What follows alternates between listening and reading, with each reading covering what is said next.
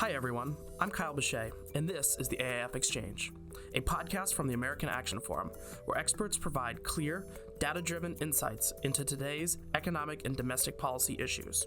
Welcome, and thank you for tuning in. On this episode of the AAF Exchange, a 100,000 H1-B visa fee, another looming government shutdown deadline, and a proposed TikTok deal. Joining us to discuss all of this is AAF President Douglas Holtz-Eakin, Director of Fiscal Policy Jordan Herring, and Director of Technology and Innovation Policy Jeff Wessling. Doug, welcome back. Always a pleasure. Thanks for having me back. It's been a few weeks, but fall has started, which means football's back. The Red Sox are about to make the playoffs, and quarter zip season is upon us. So I know you're all excited about that. You haven't named one thing that I'm excited about so far. Well, we usually I pencil in a little segment for us to talk about the Patriots Steelers, but I think we both can just pretend that didn't happen. Let's just stipulate that was not worth watching and move on. Oh, man. All right, but there's been some things happening here in D.C., so what's been on your mind? Well, it's another equity stake in another company. We've seen this movie before. We've got a golden share in Nippon. We took a 10% stake in Intel. The Defense Department's now majority owner of a rare earths mine in California, and now lithium. This Thacker Pass lithium mine in the U.S. We're going to take a stake in that. It's just hard for me to emphasize too much what a bad idea this is. I mean, just on the merits, it's something that has bad economics. So you're sticking capital in and directing capital and interfering with capital markets. You're interfering with competition in the lithium market because you're putting your thumb on the scale. The political dynamics are terrible because once you own this, you don't want it to fail, and so you continually intervene to squelch the competition, plow more money in. It's just something you just shouldn't do. And to top it all off, this is a Canadian company. So I can't even figure this out. I mean, these are now state-owned enterprises, but it's a Canadian company with the U.S. ownership. I don't know what that looks like to the rest of the world, but I wouldn't let them bid for a contract. Yep. We complain about this all the time. So I am thoroughly enraged by the whole thing. I really am. I mean, Fred Ashton has a great paper talking about everything up to the lithium, just the market intervention, stuff like that. But to me, it seems, as a layperson, a non-economist, it seems like it's just picking winners and losers all over again. Like, this is what we used to rail about with tax credits for certain companies and things like that. It is that, but why? I guess the question I have is, why are we doing this? They say it's national security. Mm-hmm. Okay, so fine.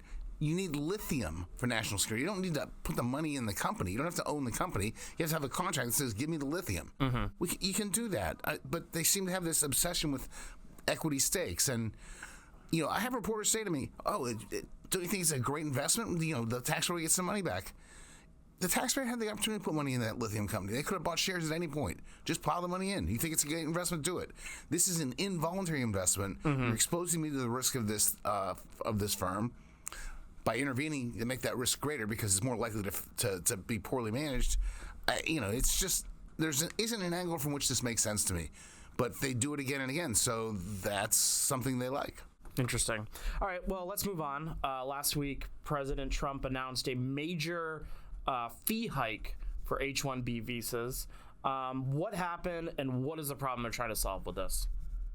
H1Bs are these visas for people with very special skills. That's the category, and they require advanced training. So what you're getting are some doctors. We get a lot of doctors this way. You get some tech workers, coders, and other sort of STEM folks.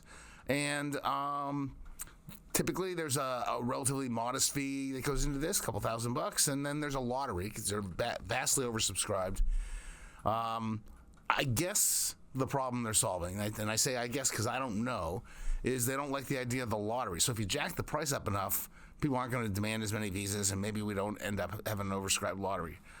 Other than that, I don't know what problem this is supposed to solve. They claim, like if you read the executive order, that there's an unfair playing field and the American workers are being harmed somehow. Well, last time I checked, the unemployment rate was 4.3%, so we aren't putting too many people out of work. It's a fully employed economy. I mean, there were, 2.5 million H1-Bs in a labor market that has 160 million jobs. It's just not big enough to cause the trouble they claim. And if you had a problem with like relative wages, the answer is to allow the H1B workers to change firms. Because right now, once you get them in the lottery, you take your H1B worker and they're stuck in the firm for 3 years, maybe another 3-year renewal. They can't go anywhere. So if you've managed to get somebody and underpay them, so you're undercutting the American worker, they're getting screwed as well. So let them change jobs. They'd go to an employer, make more money. Yeah. The job would open up. They'd have to pay more. The American worker would get it. He'd be paid more. She would be paid more. The solution here is more competition, not more government interference, and that's where we're going. Yeah. What's the likely impact of this change? I mean, I know it's supposed to only be 1 year, but what is the likely impact of this if this stays in place? If it's permanent, I think what you really do is harm the smaller firms. They can't compete in this framework. So this doesn't change Microsoft's outlook at all. They're all the large tech companies are fine. It's the smaller tech companies that don't get access to these workers. And there isn't any real evidence that these workers are harming anyone. And there is some evidence that their presence in the U.S. labor market creates other jobs. And so you don't want to have some firms unable to take advantage of high-tech workers, and that's what we'd be doing. You alluded to a solution being more competition, but what should reform in this area look like? I think reform in this area should look at how many are we going to have. If we're oversubscribed, we need more, not fewer. There ought to be the ability to let the spouses of the H-1B workers also work. They can't right now, so that doesn't make any sense. If last time I checked, people with high educations, typically married people with high educations, and we're parking one on the sidelines, we need workers and skilled workers, so fix that. Allow some mobility, as I mentioned before. Things like that make a lot of sense to me. Interesting. This seems like when we talked about immigration when they were on the campaign and things like that, I remember us talking about, like stapling a visa to every single green card, whatever, to every single graduate degree. And this seems like a far U-turn away from all that. It is a U-turn from that. In a caricature, it's just more of the president's reflexes, right? There's a foreign product, put a tariff on it. The foreign product is labor, put a tariff on it. And here we go again. Yeah, you in your dish, I think earlier this week, basically said like another tariff. This is another tariff. That's all this is. Yeah, and I think you also said that on the news the other day too. So yeah. Well, Doug, that's all. Short segment today. We have 3 different guests today, so thanks for joining us. My pleasure. Thank you. Jordan, welcome back to the podcast. Thank you for having me. So it's a busy time of year for you we figure out the government funding. So here we go again. Exactly. We're just days away from the end of this fiscal year. Yes. With no funding deal in place. Yes. Where are we in this latest moment? Yeah, so we are 5 days away from September 30th, and that means that the current continuing resolution that's funded the federal government since mid-March will expire. So in the next 5 days, one of 2 things needs to happen. Policymakers need to either enact the 12 appropriations bills, or they need to enact another short-term CR to keep the government funded. Otherwise, the government will shut down. The former is unlikely, so they're focusing on the latter. And the White House and Congressional Republicans are pushing for a clean continuing resolution through November 21st. So that would essentially keep the government funded at current levels. The only caveat to that clean CR is that it does include additional funding for enhanced security measures for the legislative, executive, and judicial branches, which obviously, given what's been going on over the past few weeks, that seems warranted. Democrats aren't on board with that proposal. They have put forward their own continuing resolution that would keep the government funded through October 31st, and it also includes a $1.5 trillion wish list that Democrats would like to see. So they would like to see the Enhanced Affordable Care Act premium tax credits extended. They'd like to see all the Medicaid reforms that saved money that were enacted in the One Big Beautiful Bill. They would like to see those rolled back. And they'd also like to place additional restrictions on the executive's authority to roll back previously congressionally appropriated funding. So the GOP and White House-sponsored CR passed the House last Friday. It failed to meet the 60 vote threshold in the Senate. Obviously, the Democratic proposal also failed to meet the 60 vote threshold in the Senate as well. So Leader Schumer and Leader Jeffries in the House did try to request a meeting with President Trump to discuss the negotiations. It was set to be today. Trump obviously has canceled that meeting. He views the wish list that the Democrats are putting forward as pretty much a non-starter and an unserious offer. So things kind of are at a bit of a standstill. Also, you had the Office of Management and Budget did put out a memo yesterday advising agencies to kind of come up with possible reductions in the workforce. It's another way to kind of jam Democrats in this whole spending fight. They basically have said, OMB has basically said that employees that are not funded either via mandatory funding or via funding from the One Big Beautiful Bill, they could possibly be eliminated from the federal workforce. So this is, again, another way for Republicans to kind of jam Democrats in this whole funding fight. So that's kind of where we are right now.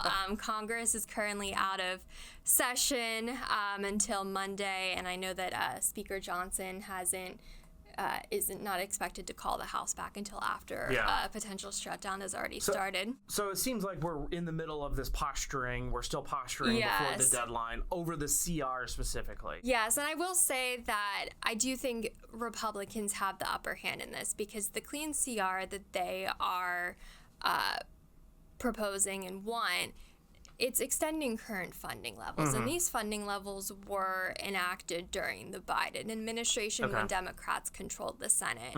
So the question becomes, what has changed that now Democrats aren't in favor of this? And it's essentially extending the CR that was enacted in March, and you did have 10 Democratic senators, including Leader Schumer, vote in favor of that CR. So I would say Republicans kind of have the upper hand, and the question to ask Democrats is what's changed when we're essentially just wanting to extend funding that you did agree to during the Biden era. Right. So what I know you've written on this, looking at the bigger picture, I know you've written on like the appropriations process in general. Yes. Is there no hope at all to get some of those appropriation bills over the finish line? Not by maybe not even at the September deadline, the end of September deadline? I mean, obviously it won't be end of September. So there has been progress made in both the House and Senate on appropriations. The House and Senate have each individually passed 3 bills out of chamber, but they haven't conferenced on either of those bills, and they haven't, obviously, because they haven't conferenced on them, none of them have made it to the president's desk. The idea with the short-term CR through November is to give lawmakers an additional 7 weeks to make some progress on appropriations bills and then either move to enacting an omnibus bill or possibly a full year CR. But the whole point of this short-term CR is to buy additional time to negotiate on appropriations. But it's not uncommon that work on the appropriations bills hasn't been completed by the end of the fiscal year. The last time Congress actually did this on time was back in fiscal year 1997. It's been a while. It's been a while. Neither of us were working in this town. No. So, all right, let's say that we don't get a deal by what is it, next Tuesday, next Wednesday? The end of the month. Yes. What happens if the government shuts down? What would be the expected economic impact? Yeah, so I mean, obviously the absence of any appropriations legislation, so whether it's the full 12 bills or a CR, will trigger a government shutdown. So essentially what's going to happen is federal agencies are going to have to cease all non-essential discretionary services. So there is a distinction between non-essential and essential. So agencies have what's known as contingency plans that kind of in the event of a government shutdown, what is deemed an essential service or a non-essential service. And essential services are basically going to be things that are related to like public safety. So in the event of a shutdown, you're still going to see the armed forces operational, prison guards are going to be operational, TSA agents and air traffic controllers are going to be operational. Now, mind you, required to report to work. They're not paid during the shutdown because federal agencies can't spend money during a shutdown until appropriations legislation is enacted. So you're going to see a furlough of non-essential employees. I would say you're going to see a furlough of non-essential employees. Now, importantly, mandatory spending is allowed to continue during a government shutdown. What's affected by a shutdown is discretionary spending. And in the grand scheme of things, discretionary spending only comprises about just over 1/4 of the federal budget. So it's a very small amount of the budget that'll be affected, but it still will be affected. You're going to see, obviously, non-essential services discontinue. Non-essential federal employees would be placed on furlough. So, obviously, big programs like Social Security, Medicare, and Medicaid will still continue during a shutdown, but the public could possibly feel the effects of a shutdown. So an example that I like to point to is during the 2018-2019 shutdown, air traffic controllers and TSA agents were still required to report to work. Some of them chose not to, and so you saw that there were significant wait times at airports, so that's something the public could feel. Social Security and Medicare benefits will still continue to be paid, but benefit verification and the issuance of Social Security cards would not happen in the event of a government shutdown. If you look at the IRS, income verification and Social Security number verification wouldn't be able to. So you're going to see the public would feel some impact. And in terms of the potential economic impact of a shutdown, it kind of depends on how long the shutdown lasts. So, for example, the 2018-2019 shutdown, which lasted 35 days, and that's the longest shutdown in history. The Congressional Budget Office estimated that reduced gross domestic product by $11 billion, and $3 billion of that has never been able to be recovered. Oh, wow. And CBO has also found that, the longer a shutdown persists, it could have an impact on private investment because businesses might change their hiring decisions because they don't have access to government permits and contracts and government loans during that time. So there's a potential for an economic impact. It's hard to say what that could be. We would know after the fact, depending on how long a shutdown lasts. Interesting. Well, Jordan, thanks for coming on and breaking that all down. Yeah, thank you for having me. Jeff, welcome back to the podcast. Thanks for having me. How have you been? It's been a while. It's been good. I'm looking forward to talking some TikTok. Yeah, let's talk some TikTok. Yeah, let's do it. What's the latest with the deal? Well, so the latest we've heard is that the White House has reached agreement with China, with the CCP, that's going to relinquish control of the app to essentially Oracle, but a lot of American companies who are going to actually run and implement the app. It's been something that's been talked about for a long time. The thing we've talked about previously on the podcast, if those are listening may remember, is that we've pushed off a statutory law that said we have to divest this app, or China has to divest this app if they want it to continue to operate in the U.S., and we've just blatantly, in spite of the law, ignored it and said we're going to keep it running and while the president tries to get this deal through. So it sounds like they've got the makings of a deal, and theoretically that could relieve some of the tensions with the law because now it'll be in American hands, but there's still some kind of outstanding questions. Interesting. Yeah. I know, like, first of all, you wrote some great papers on this for anybody that's interested on the ignoring the deal and stuff like that. So anybody, will include those in the show notes, obviously. But obviously the security concerns were what started all this. So does this deal address those concerns? It's not clear. Unsurprisingly, we don't have all the details yet. But the way I've seen it phrased in the news is that the United States app, I think that will be run by Oracle, will lease the algorithm from China. It sounds like they'll keep most of the data here in the U.S., and that was one of the big concerns for the Supreme Court, was the data, our Americans' data being sent over to the CP where they could use it against us. The question is more about the app's algorithm, though. That is what's going to recommend content to the users. And the concern at the time, which again didn't really factor into the Supreme Court decision as much because there's a lot of First Amendment issues, is that the CCP could send propaganda to the U.S., influence discussions and shape American opinion because they'd have such a strong say in what we saw and viewed.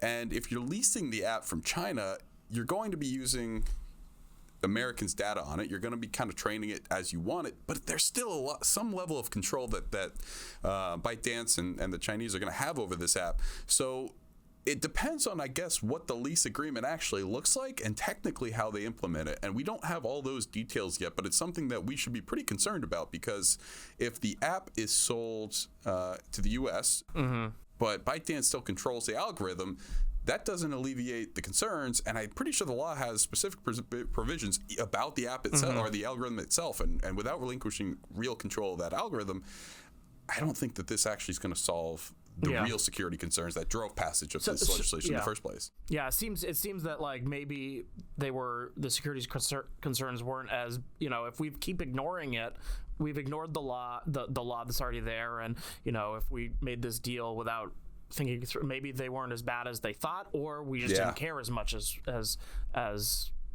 that was said. Yeah, I mean that's something we've talked about before, and it's something we're going to keep talking about for a while. It's that we had one of two options. Either A, this app isn't that much of a security risk and we just violated people's First Amendment free speech rights for no real reason, or B, the security concerns are very significant. Maybe we're going to address some of this with this transaction, but I'm not sold yet. I'd like to see more details come out about specifically what that's going to look like. So speaking of more details, where do we go from here? What's next? I think what's next is we just got to keep an eye on it. Right now, the deadline for enforcement of the law has been extended again while they dot the I's and cross the T's, but it's something that we're going to all have to be paying pretty close attention to, and Congress specifically is going to have to keep an eye on this, because they've passed the law. If they want it enforced and they want to protect American citizens, they're going to have to make sure that this leasing agreement, whatever it actually ends up looking like, doesn't put more Americans at risk. And what happens next is, for American users, we're still going to be using TikTok. Practically speaking, I don't think most Americans are going to notice anything. But that doesn't mean it's not something that's concerning for them, especially on the back end. What is going to China? What does China have control over? And obviously... Or what are they feeding our feeds? What are they feeding our feeds? And I think a lot of people don't really care that much, in a weird way, because there's so much distrust for the tech companies writ large. Some people, I feel like you should be more concerned about what China's doing, but a lot of people out there are going to be like, well, Instagram's sending me, shitty stuff too. So it's something on a practical level. I don't think most people are going to notice the difference, but when you really dive into it, it's still very concerning. And I think we have no, judicial remedies at this point. It's just going to come down to, does Congress want to act and say, no, this deal's not enough, you have to do more? Because that's really the only way I see anything happening, unless we have a change of administration. Yeah, it's really funny when I see like the same video on each of my apps. It's like, well, is there any real difference between any of these apps? Or maybe they're just banger videos, Kyle. I do get a lot of Lord of the Rings videos. So I think we've sent enough of those back and forth that our algorithms are starting to merge. We're on the same algorithm plan there. Exactly. So one final very important question for you. USA. Yeah, USA is going to win the Ryder Cup. Scotty Scheffler, best golfer in the world. Yeah.